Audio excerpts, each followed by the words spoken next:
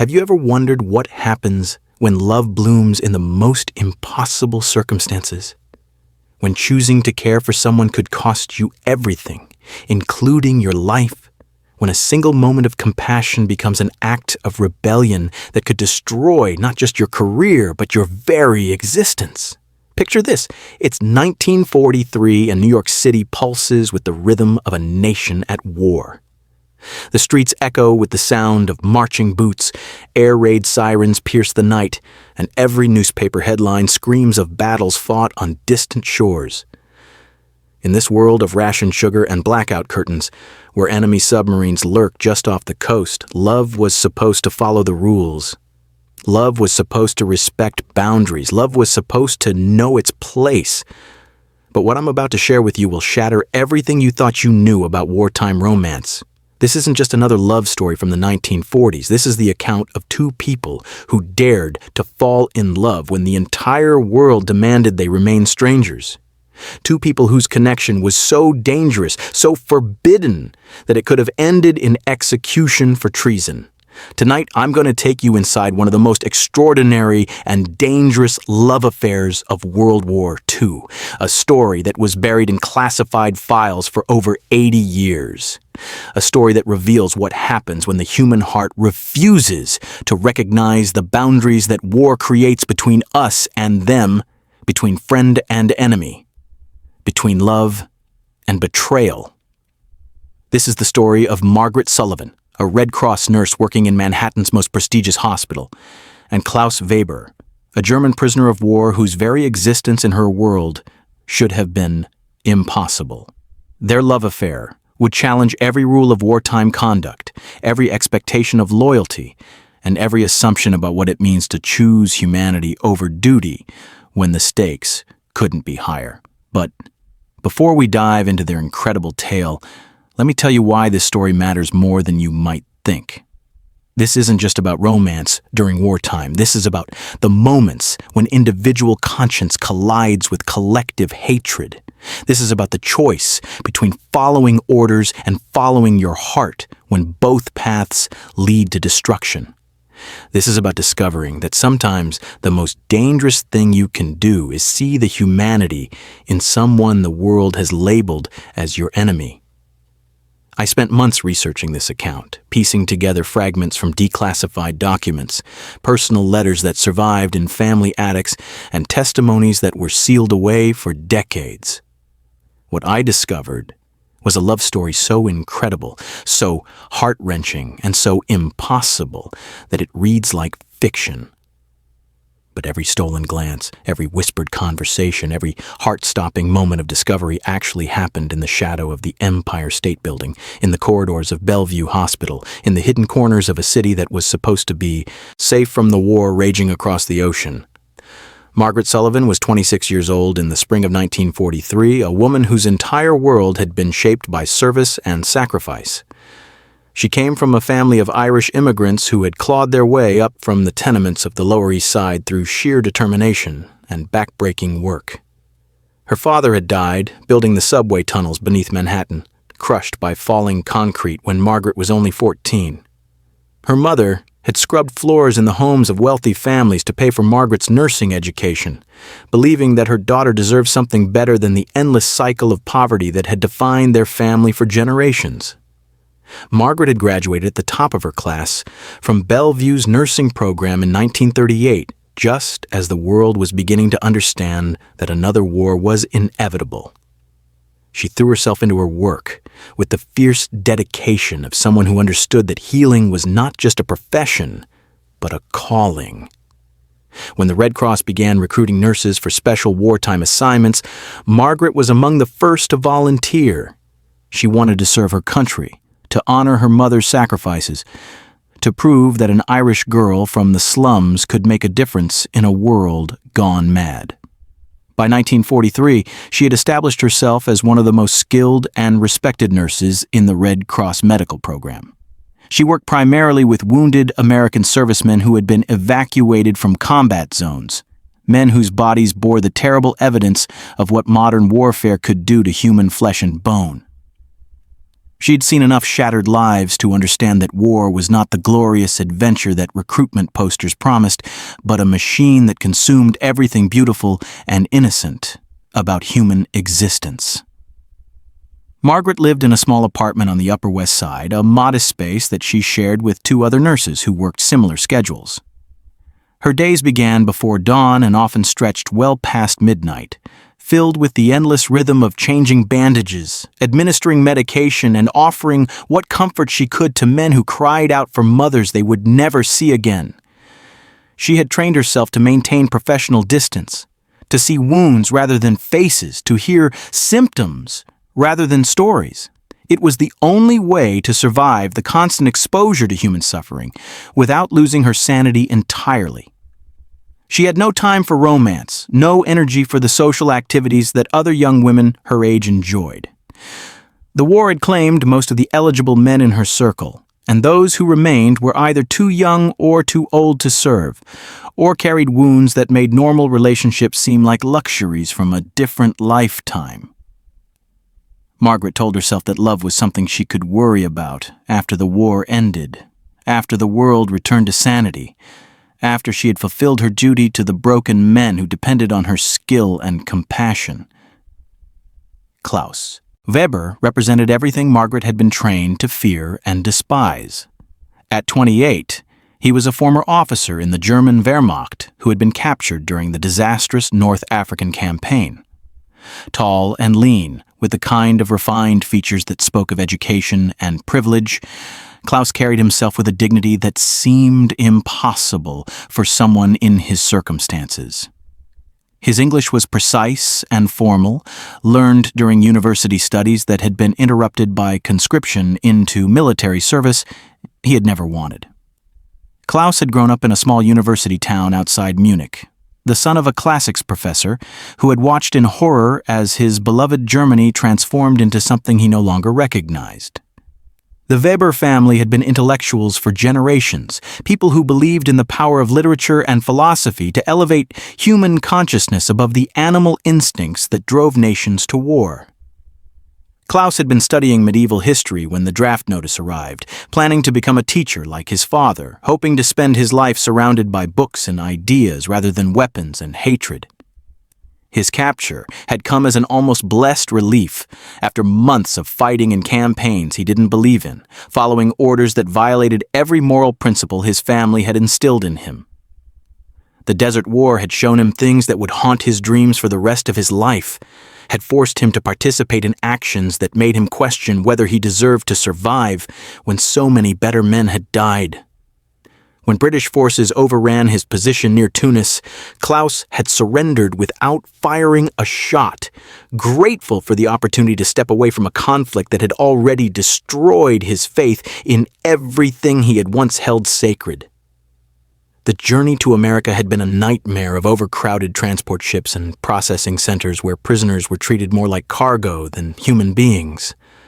Klouse had watched fellow prisoners succumb to despair, had seen proud men reduced to broken shells who stared at walls and waited for either liberation or death. He had survived by retreating into his mind, by reciting poetry and reconstructing philosophical arguments that reminded him there had once been a world where beauty and truth mattered more than victory and defeat. By the time he arrived in New York, Klouse had been classified as a low-security prisoner suitable for medical treatment and eventual repatriation. His shoulder wound, sustained during his final engagement in North Africa, had become infected during the long transport, requiring specialized care that could only be provided in a fully equipped hospital. The irony was not lost on him that his survival now depended on the skill and compassion of the very people his country had declared enemies. The hospital ward where Klouse was assigned felt like stepping into another world entirely. After months of military camps and prisoner facilities, the clean white walls and gentle efficiency of civilian medical care seemed almost surreal. American nurses moved through the corridors with a competence and dignity that reminded him of the world he had known before the war, when healing had been considered a noble profession rather than a military necessity. It was Margaret who first entered his room on that Tuesday morning in late April, carrying a chart and wearing the crisp uniform that marked her as a Red Cross volunteer. Klouse had been pretending to sleep, a habit developed during transport when unconsciousness offered the only escape from the reality of his circumstances. But something about her presence made him open his eyes, made him acknowledge the woman who had come to tend his wounds with the same professional attention she would give to any patient under her care. Their first exchange was brief and formal, conducted in the careful English that Klouse had perfected during his university years. Margaret checked his vital signs, examined his shoulder wound, and noted his progress on the chart with the mechanical efficiency of someone who had performed these same tasks thousands of times before. She spoke to him with polite courtesy, neither friendly nor hostile, treating him exactly as she would treat any patient who required her professional attention. But something passed between them in that first encounter, something neither could name or acknowledge even to themselves. Perhaps it was the way Klouse thanked her in English, so precise it revealed years of careful study. Perhaps it was the way Margaret's hands gentled automatically when she saw how much pain he was trying to hide. Perhaps it was simply the recognition that passed between two people who had both been shaped by loss, who understood that war was not an adventure but a catastrophe that consumed everything it touched. That first meeting lasted less than 10 minutes, but it planted a seed that would grow into something neither Margaret nor Klouse could have imagined when they still believed that love followed rules, that attraction respected boundaries, that the heart could be trained to ignore what the mind declared impossible. The days that followed established a routine that felt both natural and dangerous. Margaret's shifts brought her to Klouse's room twice daily, once during morning rounds and again in the evening when she checked on patients who required ongoing observation. These visits were brief and professional, focused entirely on medical necessity. Yet both found themselves anticipating these moments with an intensity that had nothing to do with wound care or medication schedules. Klouse began to time his waking hours around Margaret's appearances, though he was careful never to seem too eager or too aware of her schedule. He would position himself by the window when he heard her footsteps in the corridor, pretending to read one of the books the hospital chaplain had brought him while actually watching for her reflection in the glass. When she entered his room, he would look up with what he hoped appeared to be mild surprise, as though her presence was unexpected rather than the highlight of his otherwise empty days. Margaret, meanwhile, found herself paying attention to details that had nothing to do with her professional responsibilities.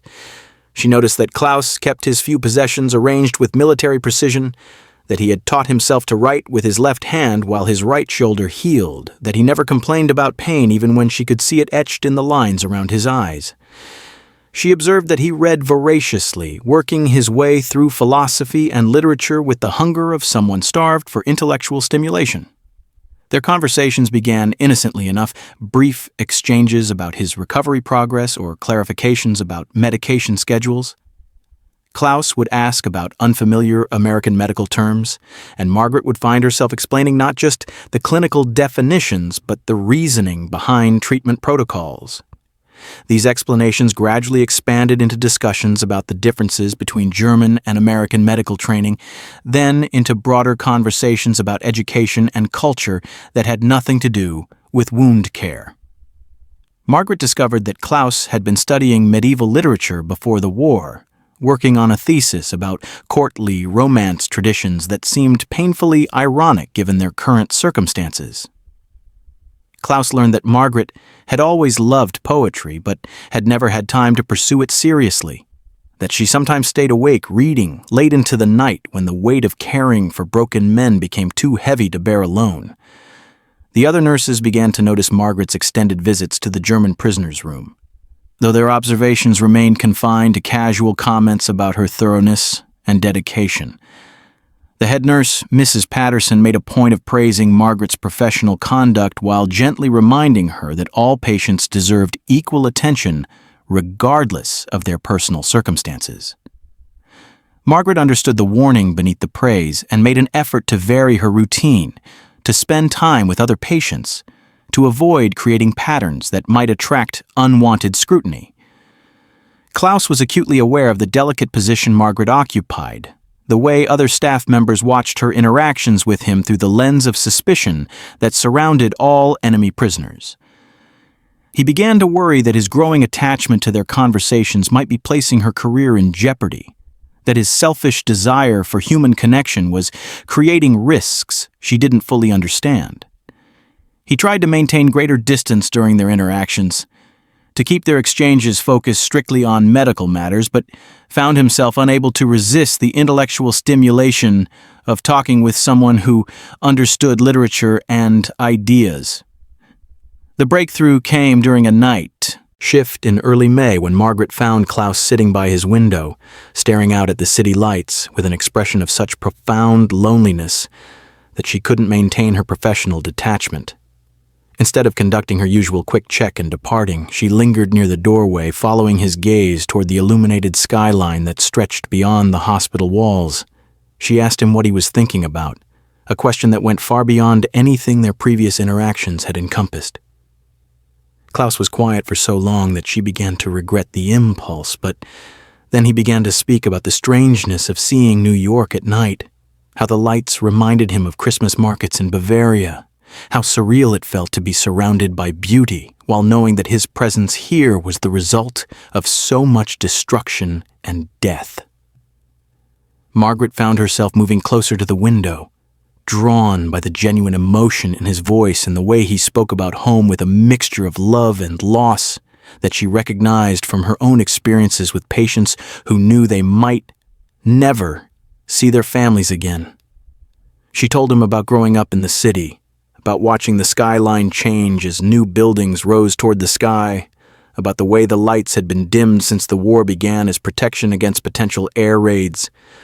They talked for nearly an hour that night, their conversation ranging from memories of childhood to observations about the strange suspension of normal life that war created. Margaret shared stories about her immigrant family's struggles to build a life in America, while Klouse spoke about the university town where he had grown up, surrounded by ancient buildings and centuries of accumulated knowledge.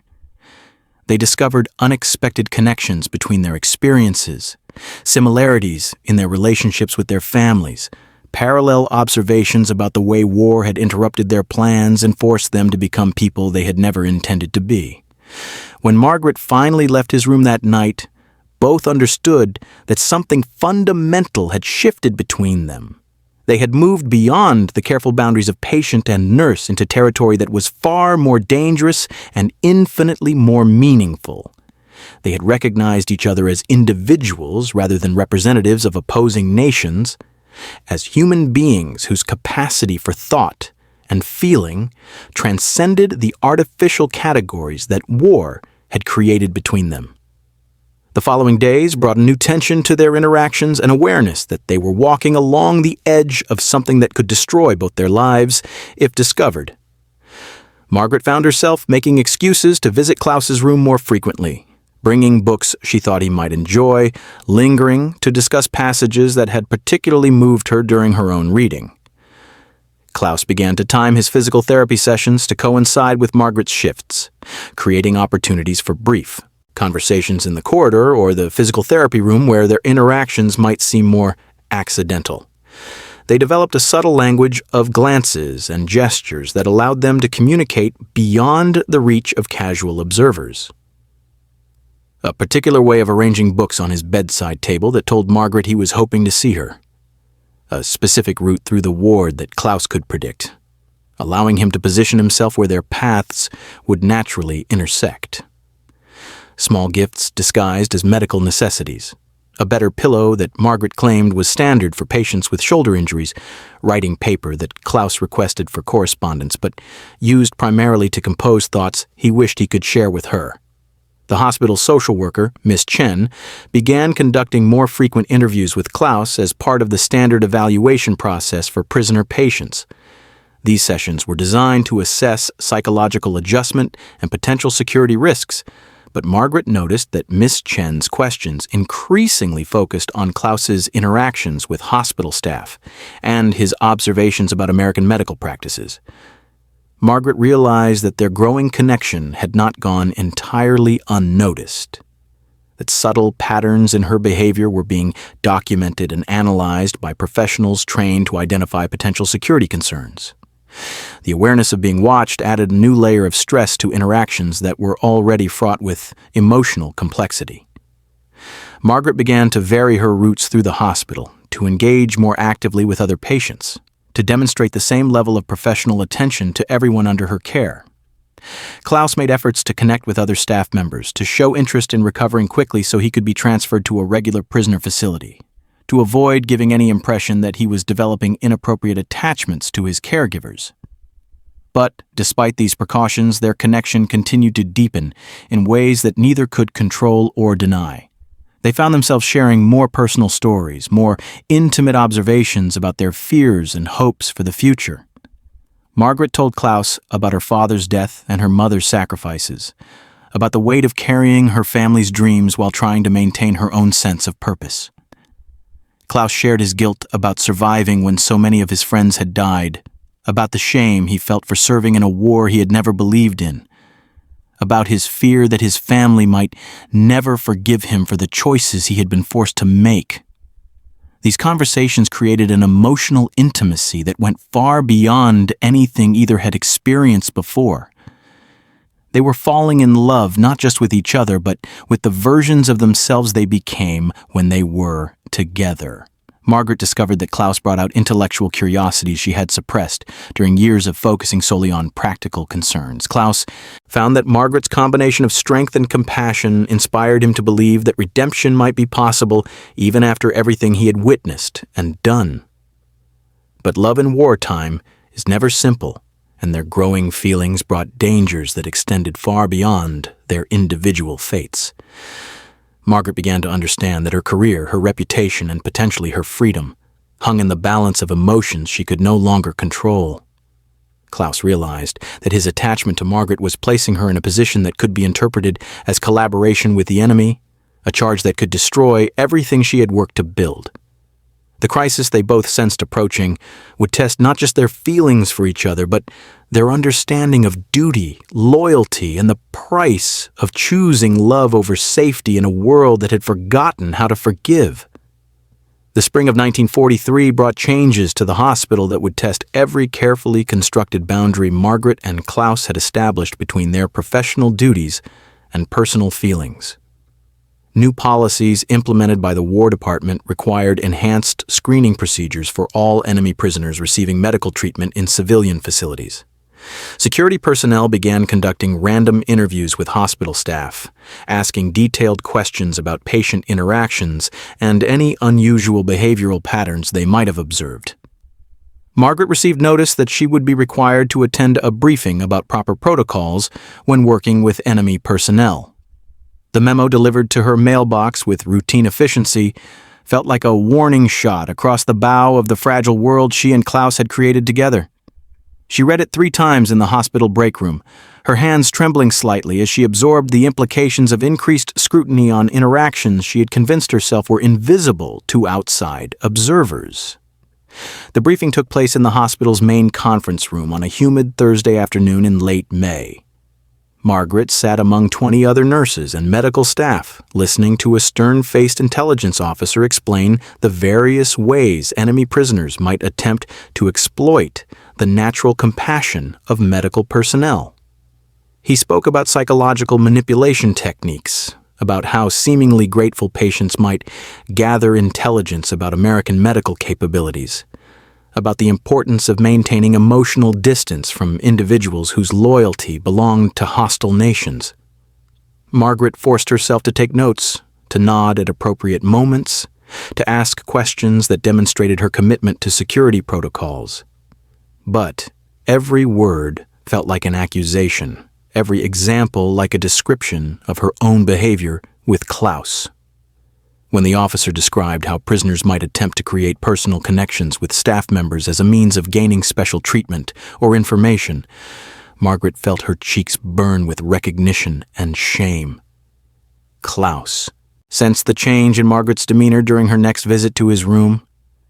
Her movements were more formal, Her conversation restricted to medical necessities, her eye contact minimal and brief. He understood immediately that something had shifted in the external circumstances surrounding their relationship, though he couldn't identify the specific threat that had caused Margaret to retreat behind professional boundaries. The distance she was trying to maintain felt like physical pain to both of them. Klouse found himself staring at the ceiling for hours, analyzing every word of their last real conversation, wondering if he had said something that had frightened her, or made her realize the impossibility of their situation. Margaret moved through her duties with mechanical precision, but colleagues noticed that she seemed distracted, that her usual warmth with patients had been replaced by efficient but impersonal care. Miss Chen scheduled another interview with Klouse, this one lasting nearly 2 hours and covering topics that seemed designed to probe his emotional state and social connections within the hospital. She asked about his relationships with various staff members, about whether any particular nurse or doctor had shown him special kindness, about his observations of American medical practices that might be useful to German military planners. Klouse answered carefully, emphasizing his gratitude for professional medical care while avoiding any mention of personal connections that might compromise Margaret's position. The interview left Klouse deeply shaken, not because of any direct threats, but because it confirmed his growing suspicion that their relationship had attracted official attention. He realized that continuing to pursue emotional connection with Margaret would not only jeopardize his own status as a cooperative prisoner, but could destroy her career and possibly result in charges of collaboration or treason. The weight of this responsibility felt heavier than any burden he had carried during his military service. Margaret's mother visited her that weekend, traveling up from the Lower East Side with a bag full of homemade cookies and questions about when her daughter might finally settle down with the nice Irish boy from the neighborhood. Mrs. Sullivan had aged visibly since the war began, her hair now completely gray and her hands showing the effects of decades of hard labor. She worried constantly about Margaret working with dangerous men, about the risks of her volunteer service, about the way the war seemed to be consuming all the young people who should have been starting families and building peaceful lives. They sat in Margaret's small apartment, sharing tea and discussing neighborhood gossip that felt surreal after weeks of navigating the emotional minefield of her work at the hospital. Margaret found herself studying her mother's face, seeing decades of sacrifice and struggle that had been motivated entirely by love for her family. She thought about the choices her mother had made, the opportunities she had given up, the dreams she had deferred so her daughter could have better options. The conversation inevitably turned to Margaret's future plans, to her mother's hopes that the war would end soon and allow her daughter to focus on personal happiness rather than professional duty.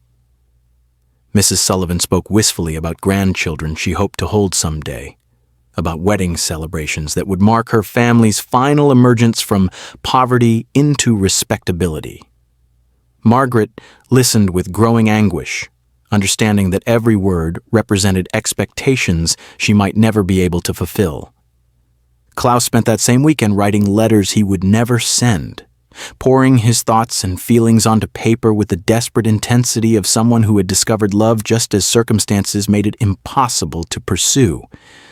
He wrote about Margaret's intelligence and compassion, about the way she had shown him that beauty and kindness could survive even in the midst of humanity's darkest chapter. He wrote about his guilt for placing her in danger, about his growing realization that loving her meant letting her go before their connection destroyed everything she had worked to build. The letters filled a small notebook that Klouse kept hidden beneath his mattress, pages covered with thoughts and observations that would have been evidence of treason if discovered by security personnel. Writing became his only outlet for emotions he could no longer express directly, his way of processing the impossible situation that love had created in the middle of a war that demanded hatred. Monday morning brought news that would force both Margaret and Klouse to confront the reality they had been avoiding. The hospital administrator announced that all enemy prisoners currently receiving treatment would be transferred to military facilities within the next 2 weeks.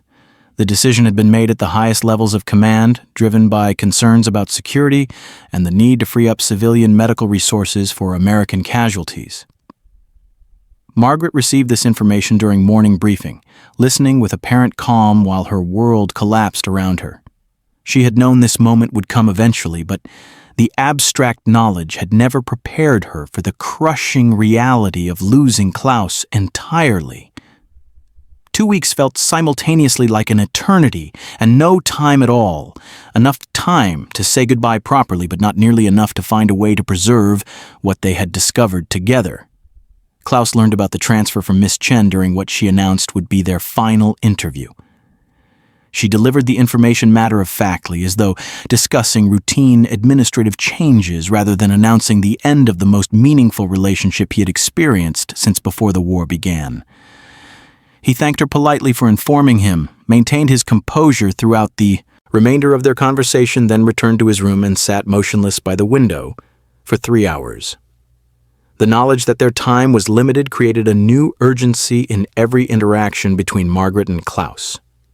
They found ways to spend a few extra minutes together during routine medical procedures, to exchange books and small gifts that could be explained as therapeutic aids, to have conversations that carried multiple layers of meaning beneath their surface topics about recovery and hospital routine.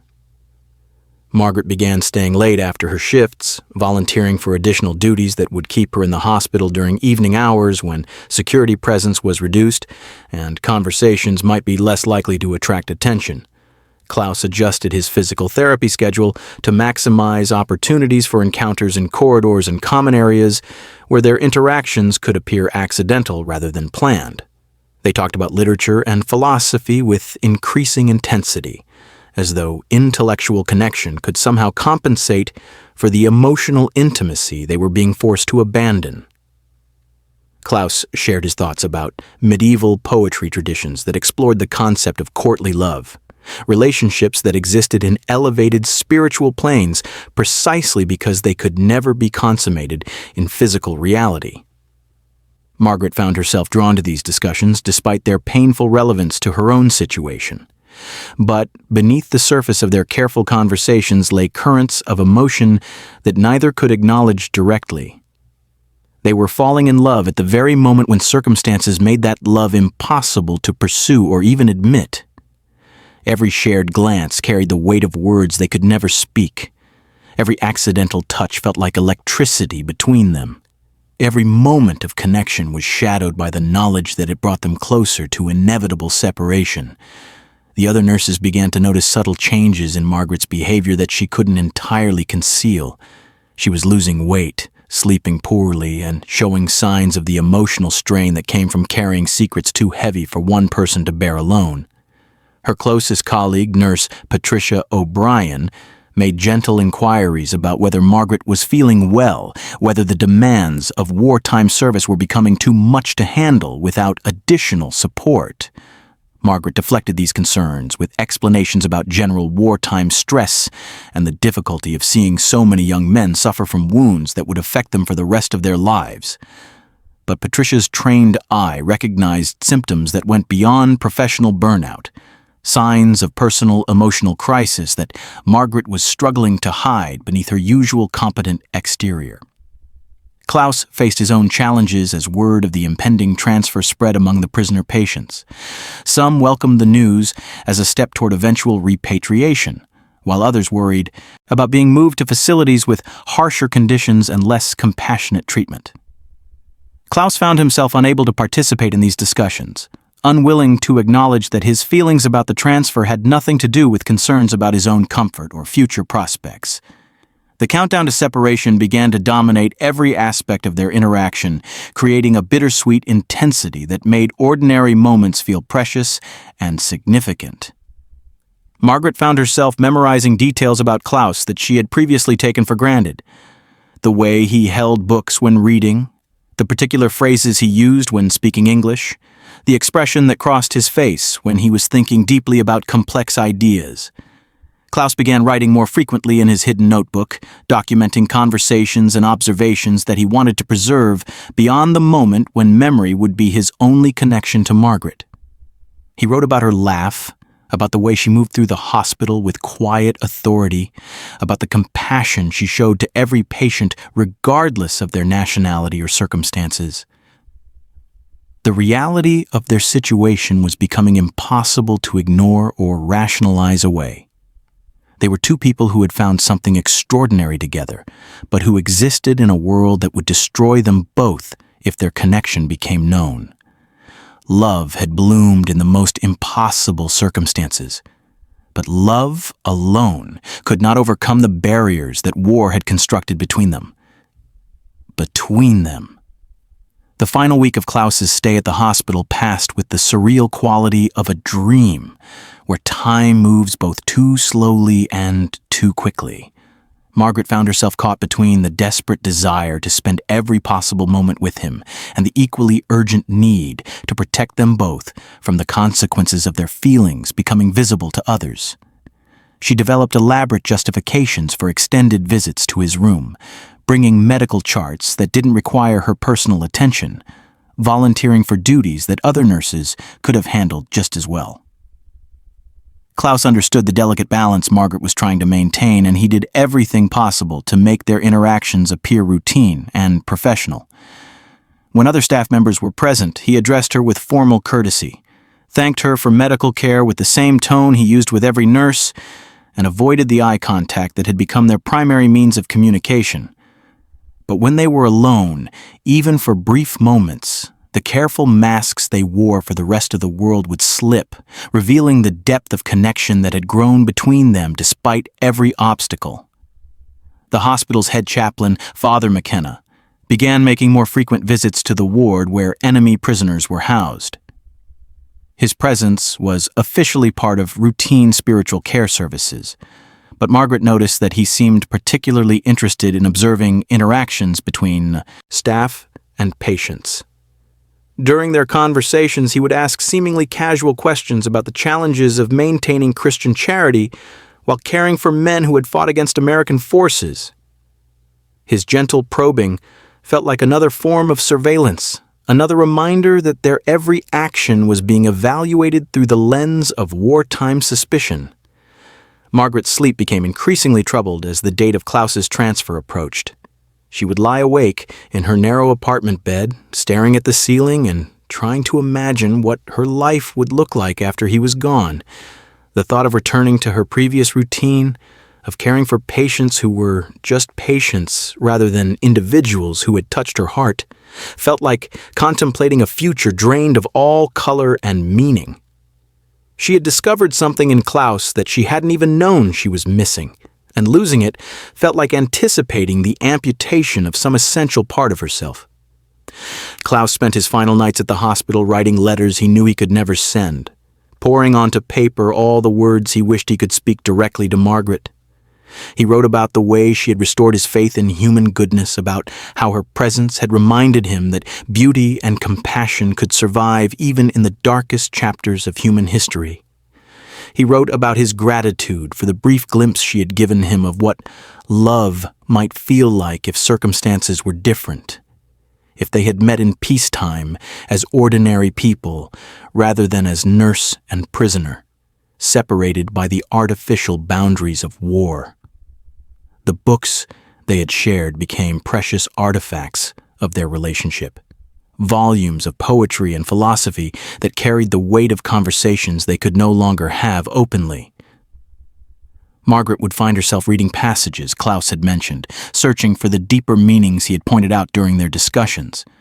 Klouse read the same books with new understanding, seeing familiar texts through the lens of insights Margaret had shared about American literature and culture. These intellectual exchanges became their safest form of intimacy, ideas and interpretations that could be shared without violating the professional boundaries they were supposed to maintain. Dr. Harrison, the physician overseeing Klouse's case, began conducting more thorough evaluations as the transfer date approached. These sessions were designed to ensure that Klouse was medically stable enough for transport to a military facility, but they also served as final assessments of his psychological condition and potential security risk. Margaret found herself anxiously waiting for reports from these meetings, hoping that Klouse was managing to present himself as a cooperative prisoner who posed no threat to American interests.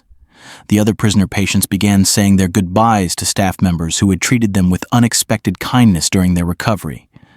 Margaret watched these, Interactions with growing awareness of how her own farewell to Klouse would need to appear to outside observers. She would have to maintain the same professional courtesy she showed to every departing patient, express the same wishes for continued recovery, avoid any display of emotion that might suggest their relationship had been anything more than routine medical care. Klouse practiced his own goodbye during the quiet hours when sleep eluded him.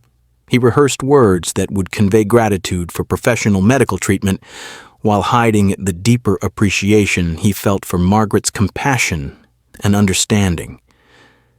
He tried to imagine looking into her eyes one final time without revealing the love that had grown there despite every rational argument against it. The prospect of maintaining such careful control over his emotions felt more challenging than any test he had faced during his military service. The day before the transfer, Margaret received an unexpected visit from her mother, who had taken the subway uptown because she was worried about her daughter's recent letters. Mrs. Sullivan had noticed changes in Margaret's writing, a melancholy tone that seemed to go beyond the usual stresses of wartime nursing. She arrived at Margaret's apartment with homemade soup and the maternal intuition that something significant was troubling her daughter, something that went beyond the professional challenges Margaret usually shared. They sat together in Margaret's small living room, the older woman studying her daughter's face with eyes that had learned to read suffering through decades of hardship and sacrifice. Mrs. Sullivan asked gentle questions about Margaret's work, about whether the demands of caring for enemy prisoners had become emotionally overwhelming. Margaret found herself struggling to maintain composure under her mother's concerned scrutiny, fighting the urge to confess everything about Klouse and the impossible situation their feelings had created. The conversation became increasingly difficult as Mrs. Sullivan spoke about her hopes for Margaret's future, about the young Irish men from their neighborhood who had begun asking about her availability, about the possibility of grandchildren who would carry on their family name in more prosperous circumstances than previous generations had known. Every word felt like a weight on Margaret's chest, a reminder of the normal life she was supposed to want, but could no longer imagine pursuing without Klouse. That same evening, Klouse received his final medical evaluation from Dr. Harrison, who pronounced him fit for transfer to the military facility, where he would await eventual repatriation. The doctor's professional manner couldn't entirely conceal his personal respect for Klouse, who had been a model patient throughout his recovery. Dr. Harrison mentioned that he had written positive comments about Klouse's cooperation and attitude in the official report that would accompany him to his next assignment. The night before Klouse's departure, Margaret found herself assigned to the late shift that would give her one final opportunity to speak with him privately. She had volunteered for this duty weeks earlier, though she hadn't been certain she would have the emotional strength to handle what would effectively be their goodbye. As she moved through her evening rounds, checking on patients who slept fitfully in beds that would soon house other wounded men, she felt as though she were walking through a dream that was about to become a nightmare. Klouse was waiting by his window when she entered his room for the last time, though he pretended to be surprised by her appearance. They both understood the significance of this moment, the knowledge that whatever they said to each other now would have to sustain them through an uncertain future that might never offer another opportunity for contact. The weight of unspoken words filled the space between them like a presence that demanded acknowledgement, even as circumstances made such acknowledgement impossible. Margaret conducted her routine medical checks with hands that trembled slightly, despite her efforts to maintain professional composure. She took his temperature, checked his pulse, examined his shoulder wound with the thoroughness that had characterized all her care throughout his recovery. Klouse submitted to these procedures with patient cooperation, though both of them understood that his medical condition was no longer the reason for her presence in his room. When the routine medical tasks were completed, they found themselves standing near the window where they had shared so many conversations about literature and philosophy, about their memories of peacetime and their fears about the future. The city lights stretched out before them like a constellation of possibilities that neither would ever have the chance to explore together. Margaret spoke quietly about hoping that his recovery would continue smoothly, that he would find peace in whatever circumstances awaited him. Klouse thanked her for the exceptional care she had provided, for the kindness she had shown to someone who had no right to expect such treatment from his former enemies. But beneath these carefully chosen words lay currents of emotion that neither could acknowledge directly. They were saying goodbye, not just to each other, but to the versions of themselves they had discovered in each other's presence. Margaret was losing the intellectual companion who had reminded her that she was more than just a skilled nurse, that her mind was capable of engaging with ideas and literature in ways her demanding schedule rarely allowed. Klouse was losing the one person who had seen past his enemy uniform to the man beneath, who had shown him that redemption was possible even after everything he had witnessed and done. The final moments of their goodbye stretched with excruciating slowness, both of them reluctant to end what they knew would be their last private conversation. Margaret found herself memorizing details about Klouse's face, the way the hospital lighting cast shadows that emphasized the intelligence in his eyes, the gentle expression he wore when listening to her speak about subjects that genuinely interested her. Klouse studied Margaret's features with the same desperate attention, trying to preserve in his memory the face that had become synonymous with hope and human connection during the darkest period of his life. When Margaret finally left his room, walking with forced steadiness down the corridor that would never again lead to meaningful conversation with Klouse, both understood that they had crossed a threshold that could not be recrossed. Tomorrow would bring the official transfer, the formal end to a relationship that had never been officially acknowledged, but had transformed both their lives in ways that would endure long after the war ended and the world tried to return to whatever passed for normal. The love they had discovered in the most impossible circumstances would become a secret they would carry separately, a shared experience that could never be shared with anyone else, a testament to the human heart's ability to find connection, even when every force in the world conspired to keep people apart.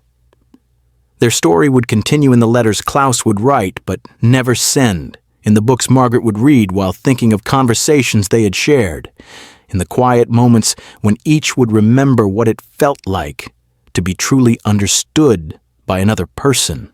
The morning of Klouse's departure arrived with the cruel efficiency of bureaucratic routine, transforming the end of their world into a logistical exercise that would be completed before most of the hospital staff finished their breakfast. Margaret had requested assignment to a different ward that day, knowing that watching Klouse leave would require emotional control she wasn't certain she possessed. But circumstances and duty schedules conspired to place her at the nurses' station when the military transport arrived to collect the prisoner patients who were being transferred. She watched through the window as Klouse walked across the hospital courtyard, carrying the small bag of personal possessions he had accumulated during his recovery. His posture was straight and dignified despite the circumstances, and he moved with the careful control of someone determined to maintain composure under observation. Margaret pressed her palm against the cool glass, a gesture that felt both like a blessing and a farewell, as the transport vehicle disappeared into the morning traffic that would carry Klouse away from her forever. The months that followed Klouse's departure transformed Margaret's world into something she barely recognized. The hospital corridors that had once held the promise of meaningful encounters now felt like empty pathways leading nowhere. Her duties remained the same, her professional competence unchanged, but the spark that had illuminated her work through those spring weeks had been extinguished, leaving behind only the mechanical repetition of tasks that no longer held deeper meaning. New patients arrived to fill Klouse's bed within hours of his departure.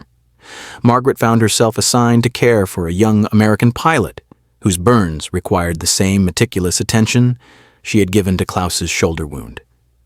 But as she changed bandages and administered medication, she felt like an actress, playing a role she had once inhabited naturally. The compassion was still there, the technical skill remained sharp, but something essential had been hollowed out from the center of her professional identity.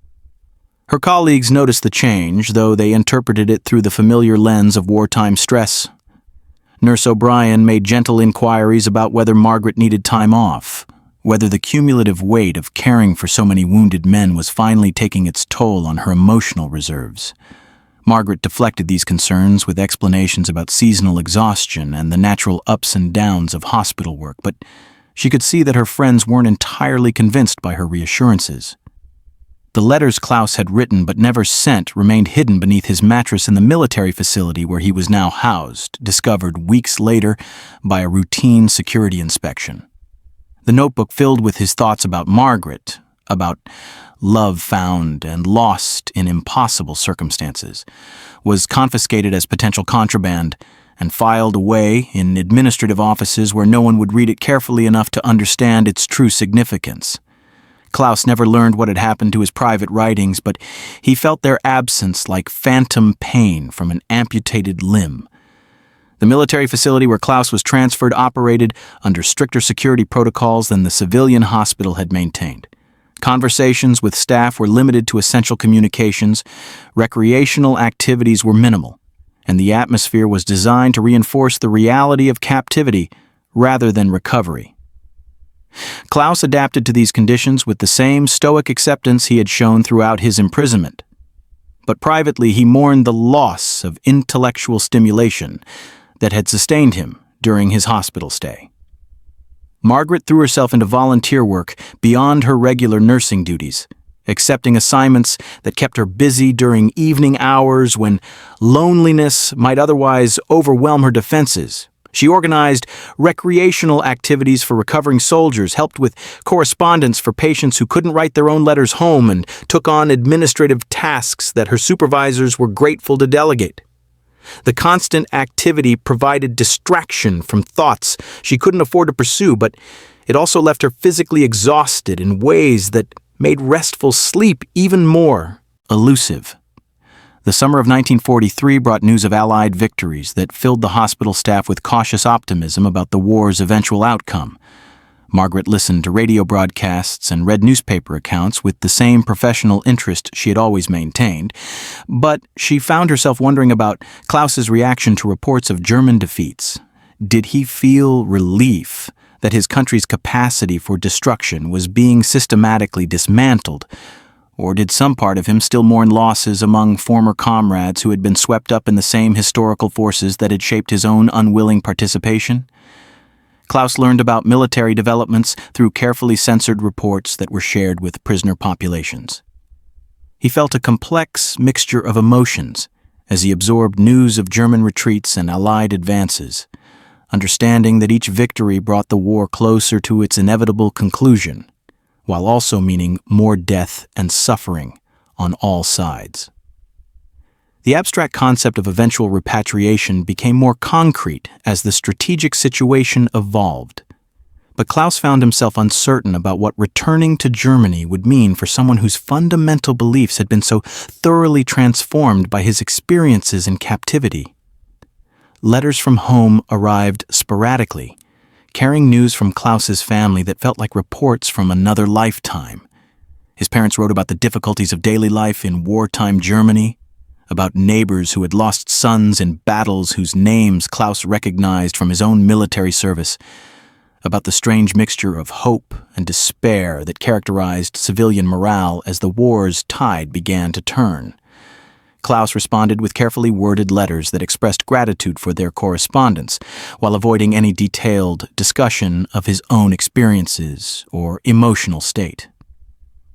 Margaret's mother continued her regular visits, bringing news from their old neighborhood and persistent questions about her daughter's social life.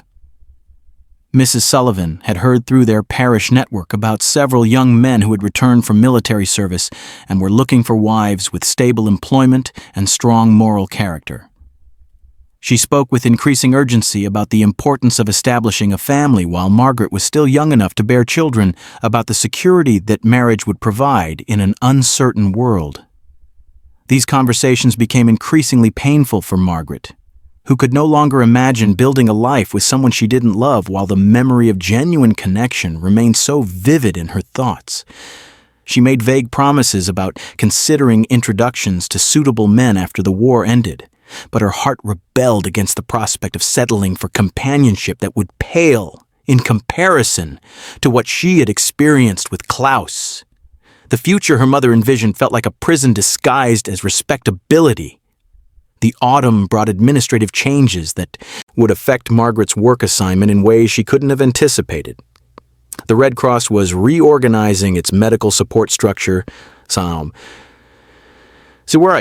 consolidating operations and reassigning personnel based on evolving strategic priorities. Margaret received notice that she would be transferred to a facility that specialized in treating soldiers with psychiatric injuries, men whose wounds were invisible but no less debilitating than physical trauma.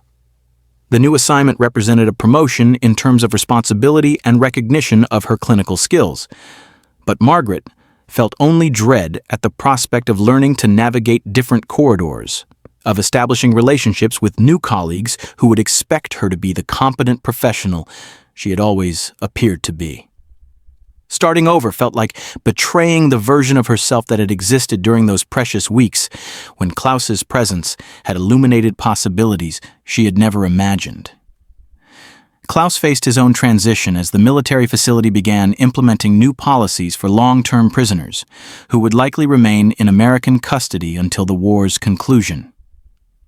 Educational programs were established to help prisoners develop skills that might be useful during eventual repatriation, and Klouse found himself assigned to teach German language classes to American intelligence personnel who needed linguistic training for occupation duties. The irony of helping his former enemies prepare for the conquest of his homeland was not lost on Klouse, but he approached the teaching assignment with the same professional dedication he had brought to all his duties. Working with American officers who treated him with respectful curiosity rather than hostility reminded him that individual relationships could transcend national boundaries, that understanding between former enemies was possible when people met as human beings rather than representatives of opposing ideologies.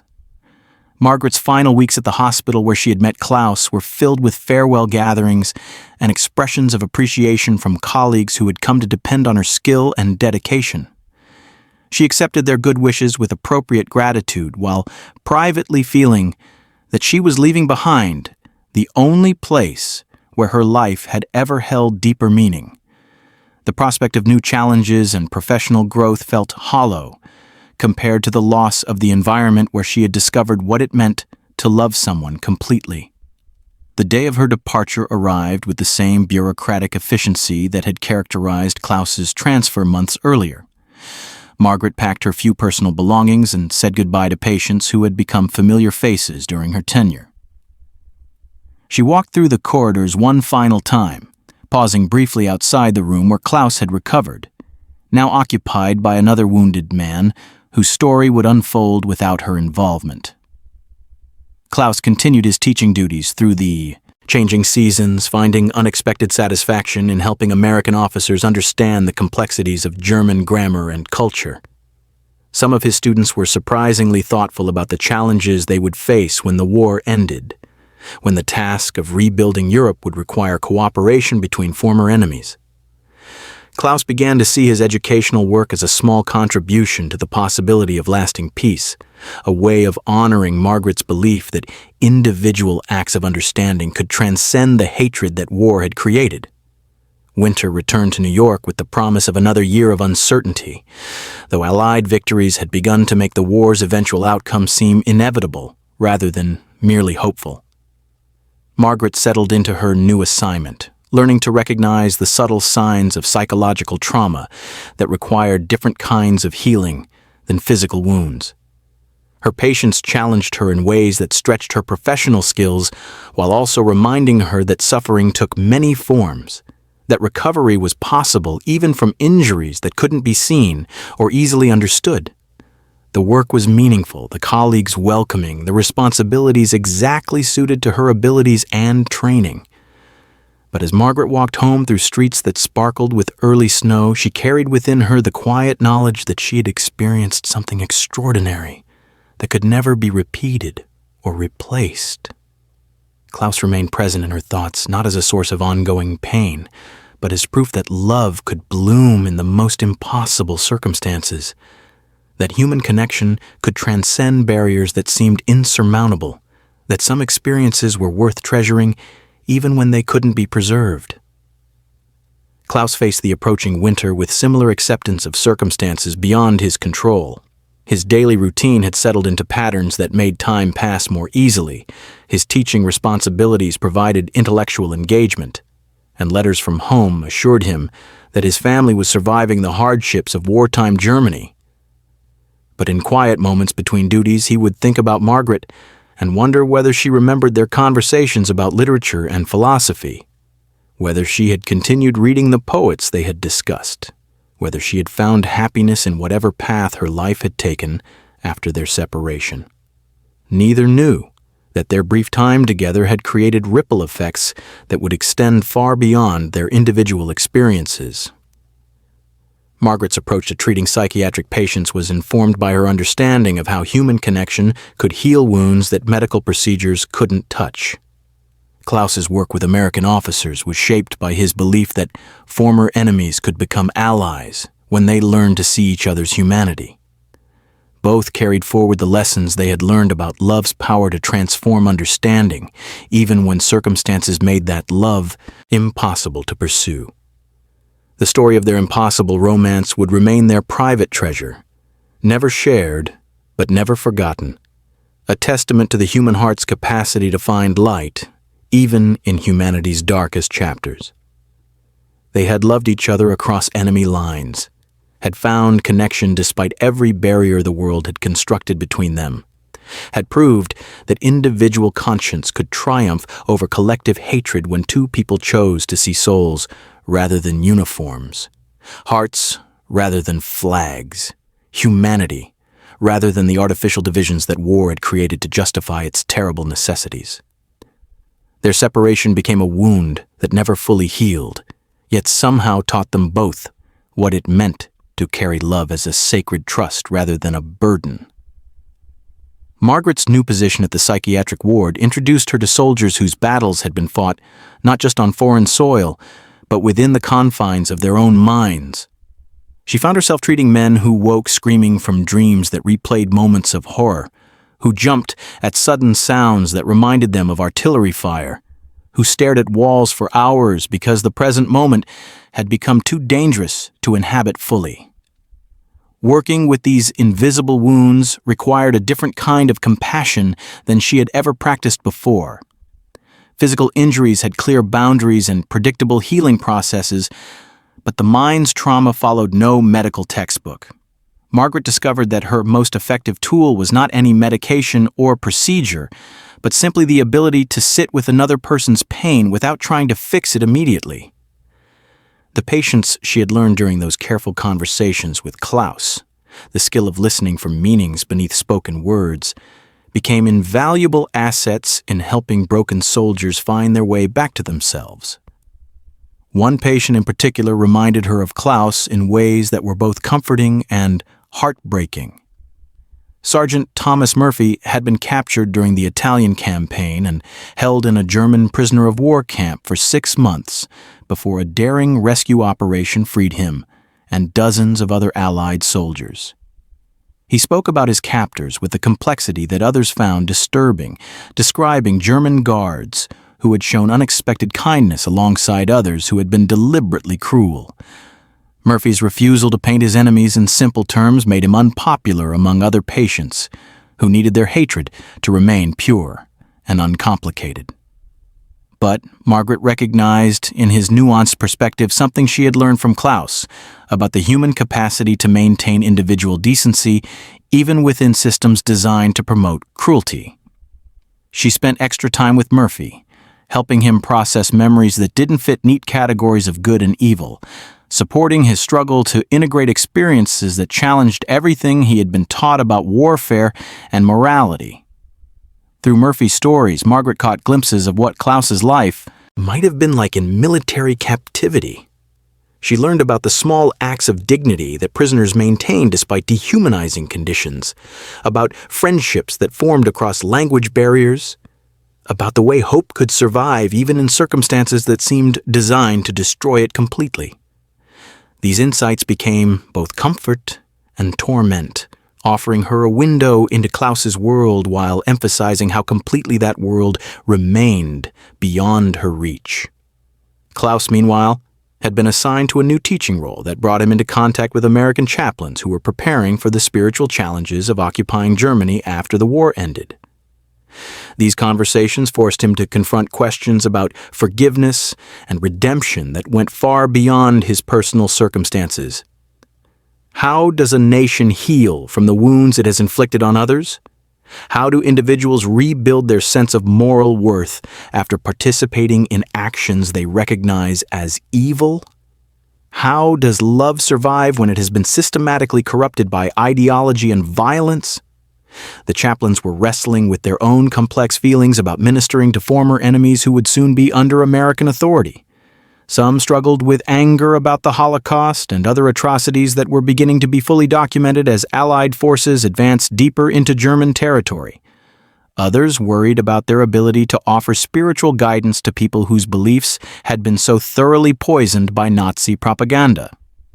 Klouse found himself serving as both teacher and counselor, helping these men understand that redemption was possible even for those who had committed terrible acts, while also acknowledging the legitimate difficulty of extending forgiveness to those who had caused immeasurable suffering. Their story reminds us that even in the darkest chapters of human history, when nations demand we choose sides and hatred over understanding, the human heart possesses an almost miraculous ability to recognize itself in another.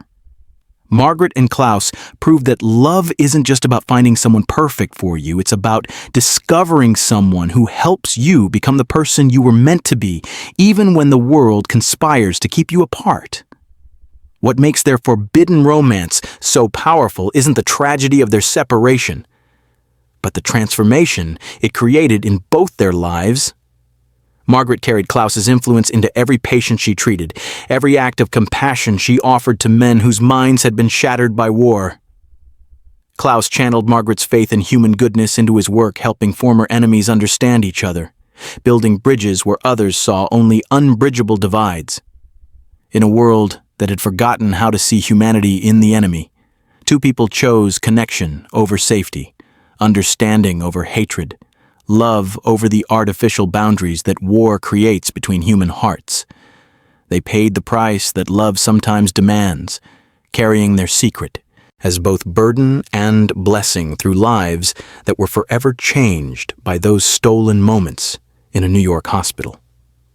Their story proves that sometimes the most important victories happen not on battlefields, but in quiet hospital rooms where one person chooses to see a soul rather than a uniform.